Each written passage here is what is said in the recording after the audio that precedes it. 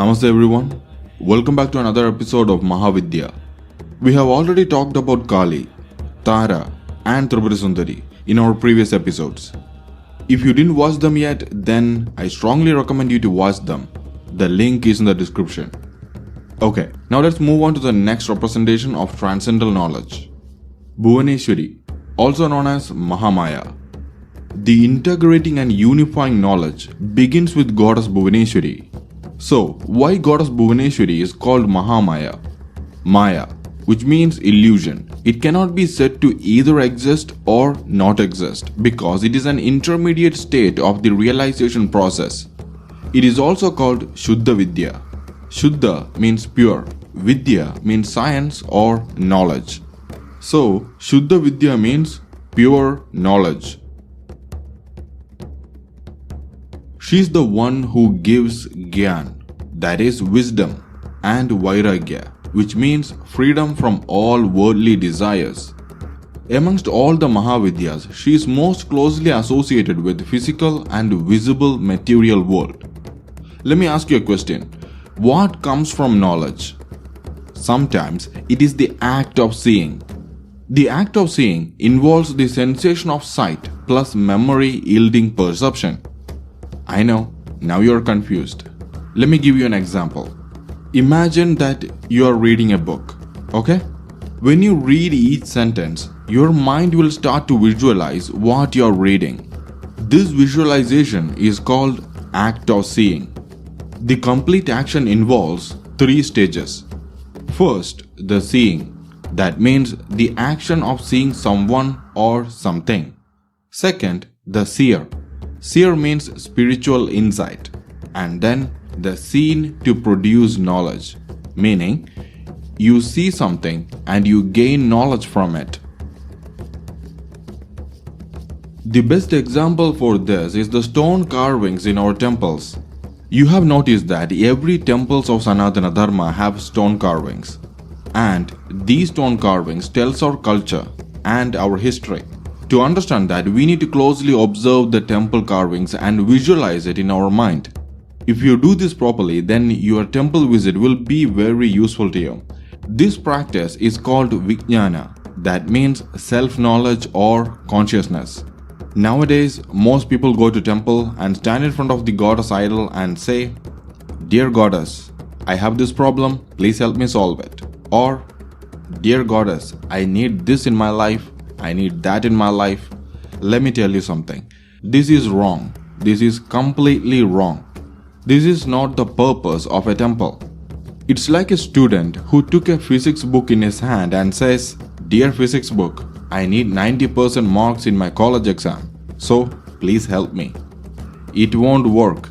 You need to open the book and read it and understand it. Then only you will get what you need. It's a very simple concept. Bhuvaneshwari is the one who gives completeness.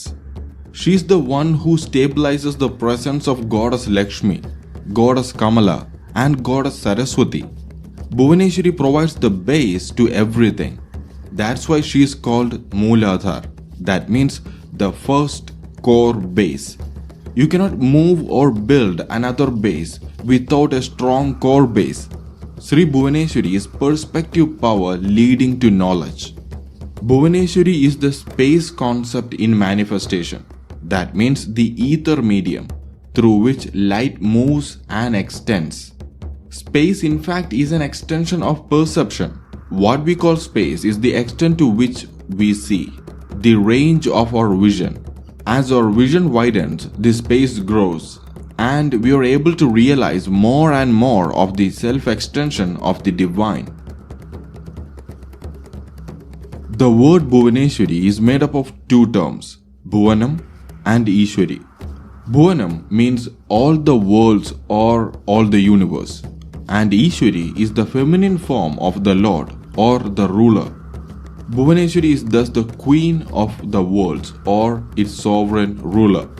Another name of Bhuvaneshwari is Mahamaya.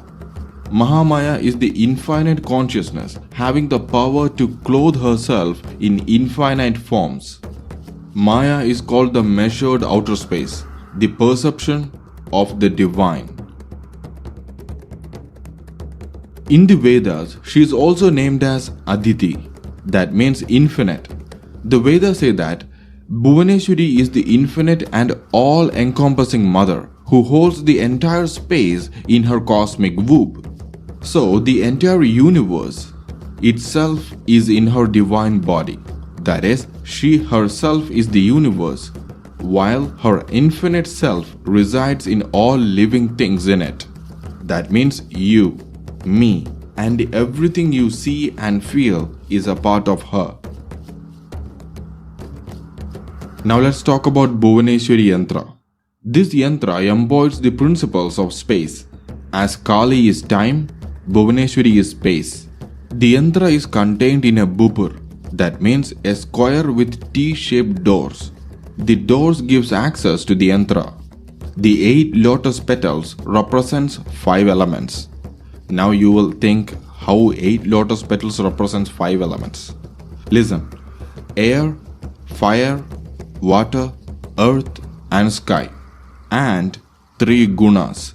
Gunas means virtues: sattva, rajas, tamas. So it's 8.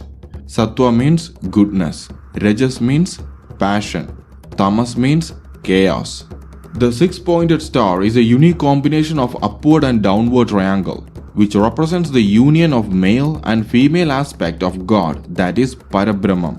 At the center of the 6-pointed star is the central point, that is Bindu, which represents the most powerful part of the yantra, and it represents the supreme consciousness, which is the representation of goddess Bhuvaneshwari in this yantra. If you are a seeker of the supreme peace, then you should invoke and worship goddess Bhuvaneshwari, who is the power of infinite expansion, peace and knowledge. That's all I have for today. Please don't forget to share this video. Have a good day, everyone.